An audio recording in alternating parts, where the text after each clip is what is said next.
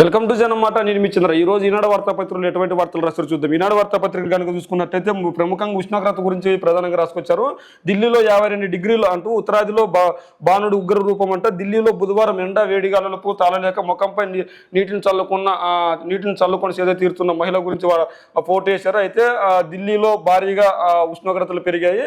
52 డిగ్రీలకు చేరుకుంది. ఉత్తరాంధ్రలో బాణుడు ఉగ్ర రూపం అంటూ ప్రధానంగా రాసుకొచ్చారు. వేడిగాలపుల ప్రభావంతో ఆసుపత్రుల్లో రోగులు రద్దీ అధికమైంది. మంగళవారం ఒక రోజే 10 మంది వడదెబ్బ బారిన పడ్డారని ప్రధానంగా రాసుకొచ్చారు.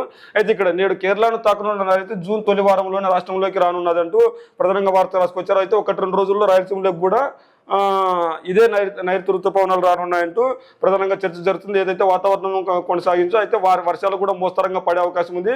ప్రజలు కూడా చాలా జాగ్రత్తలు తీసుకోవాలని చెప్పేసి చెప్పుకొస్తున్నారు. అదే ఇంకో వారు చూసుకున్నట్లయితే కౌంటింగ్ రోజు హింసకు వైకాపా కుయుక్తి అంటూ ప్రధానంగా రాసుకొచ్చారు. పోస్టల్ బ్యాలెట్ కౌంటింగ్ మార్గదర్శకాలపై అసత్య ప్రచారాన్ని తిప్పికొట్టండి. శుక్రవారం శనివారాల్లో తెదేపా కౌంటింగ్ ఏజెంట్లకు శిక్షణ, భద్రతపై ఈసీ డీజీపీకి లేఖలు రాయండి.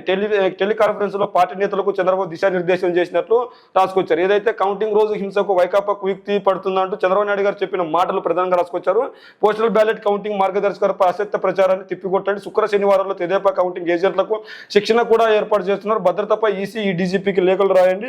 టెలికాన్ఫరెన్స్ లో పార్టీ నేతలకు చంద్రబాబు దిశానిర్దేశం జరగనున్నదంటూ రాసుకొచ్చారు. ఓటమి భయంతో తీవ్ర ఒత్తిడితో ఉన్న వైకాపా ముఖ్యులు కౌంటింగ్ రోజున కూడా పెద్ద ఎత్తున హింసాత్మక సంఘటనలకు పాల్పడే అవకాశం ఉన్నట్లు తనకు సమాచారం అందిందని తెదేపా అధినేత చంద్రబాబు తమ పార్టీ నేతలతో చెప్పారు. పోలింగ్ రోజు అనంతరం మాచర్ల, నరసరావుపేట, తిరుపతి, తాడిపత్రి సహా పలు నియోజకవర్గాల్లో చోటు చేసుకున్న అల్లర్ల నేపథ్యంలో కౌంటింగ్ ముందు రోజు నుంచి అప్రమత్తంగా ఉండాలని వారికి సూచించారు. ఏదైతే కౌంటింగ్ జరగనున్నదో దానికి సంబంధించి తెదేపా నాయకులను చంద్రబాబు నాయుడు గారు అప్రమత్తం చేశారు. అయితే కౌంటింగ్ రోజు హింసకు వైకాపా కుయుక్తి పడుతుందనడం చాలా విడ్డూరంగా ఉంది. ఎందుకంటే ఖచ్చితంగా ఒక పార్టీని ఉద్దేశించి వీళ్ళు మాట్లాడుతున్నారనే కానీ టీడీపీ నాయకులను, టీడీపీ కార్యకర్తలను రెచ్చగొట్టే విధంగా ఉన్నాయని మనకు తెలుస్తుంది.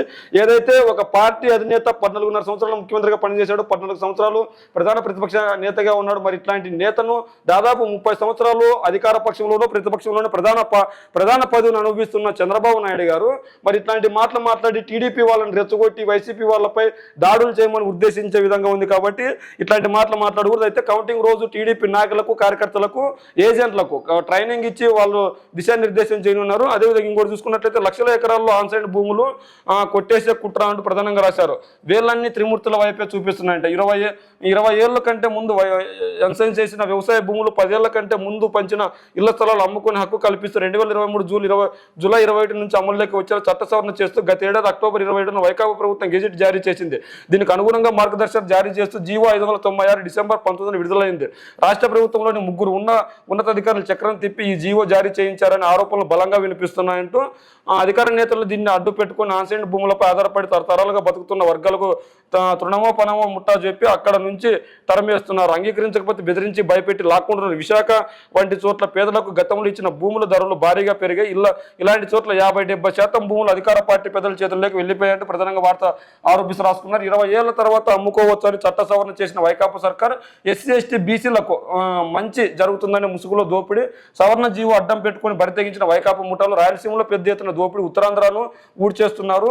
కొత్త ప్రభుత్వం వచ్చాక సిట్ ఏర్పాటు చేసి విచారించాలని డిమాండ్ చేస్తున్నారు. ఏదైతే టీడీపీ గెలుస్తుందో టీడీపీ గెలిస్తే సిట్ని ఏర్పాటు చేసి విచారించాలని చెప్తున్నారు.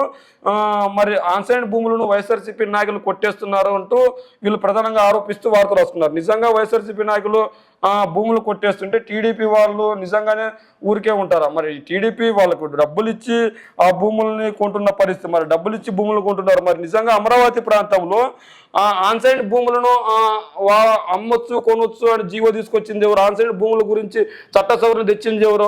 మరి అమరావతిలో విలువైన భూములను దోచుకున్నది ఎవరు? అమరావతి రింగ్ రోడ్డు చుట్టూ దోచుకున్న భూములు ఎవరి దారదత్తం? మరి ఒక సెంట స్థలం లేని నారా లోకేష్ గారికి హెరిటేజ్ కంపెనీకి తండ్రి అధికారాన్ని అడ్డం పెట్టుకొని రింగ్ రోడ్డు ప్రాంతంలో ఎలా భూమి వచ్చింది?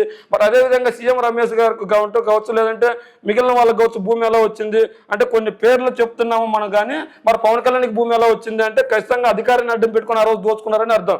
అదేవిధంగా జగన్ రెడ్డి అండుతోనే పిన్నెల్లి సోదరుల అరాచకం, ఎస్సీ, ఎస్టీ, బీసీ మైనార్టీలపై 51 దాడులు, మాచర్ల నుంచి వారిని బహిష్కరించాలి, పిన్నెల్లి పైశాచికత్వం పుస్తకావిష్కరణలో తెదేపా నేతలు ధ్వజం అంటూ రాసుకొచ్చారు. జగన్ రెడ్డి అండుతోనే పిన్నెల్లి సోదరులు అరాచకం అంటూ రాసుకొచ్చున్నారు. ఎస్సీ, ఎస్టీ, బీసీ బీసీ ఓట్లను ఎవరు అడ్డుకున్నారు, మైనారిటీ ఓట్లను ఎవరు అడ్డుకున్నారు? ఈరోజు జులకంట బ్రహ్మానంద రెడ్డికి సంబంధించిన వర్గీయులు, టీడీపీ నాయకులకు సంబంధించిన వాళ్ళు, పోలీసులే వైసీపీకి సంబంధించిన ఓటర్లని పోలింగ్ బూతుల్లోకి వెళ్ళి ఓట్లు వేయనిచ్చే పరిస్థితి లేదు. మరి ఇంతకు బరి తెగింపు ఎందుకు తెగించారు అంటే, ఈ రోజు చూస్తే పుస్తకావిష్కరణ చేసి తెదేపా నాయకులు మాచర్లలో వాళ్ళు ఎవరు పిన్నెల్లి బ్రదర్స్ ఇట్లాంటి అరాచకాలు చేస్తున్నారు అన్నంత మాత్రాన అక్కడ జరిగేది ఏమీ లేదు. ఖచ్చితంగా ఎవరు ప్రజానాయకుడు, ఎవరు అక్రమ నాయకుడు అనేది ప్రజలకు బాగా తెలుసు.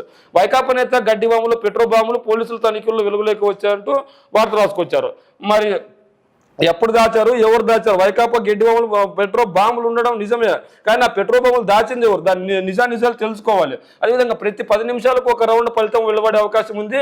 తొలుత పోస్టల్ బ్యాలెట్ లెక్కింపు, ఆ తర్వాత ఈవీఎంలో ఓట్ల కౌంటింగ్ ఉదయం 8 గంటలకు మొదలైన ప్రక్రియ. ఎన్నికల ఫలితాలు వెలువడే తీరు ఇది అంటూ ప్రధానంగా వార్త రాసుకొచ్చారు. ఏదైతే 4వ తేదీ ఎన్నికల ఫలితాలు వెలువడినా ఆ ఫలితాలకు సంబంధించి వార్త రాసుకొచ్చారు.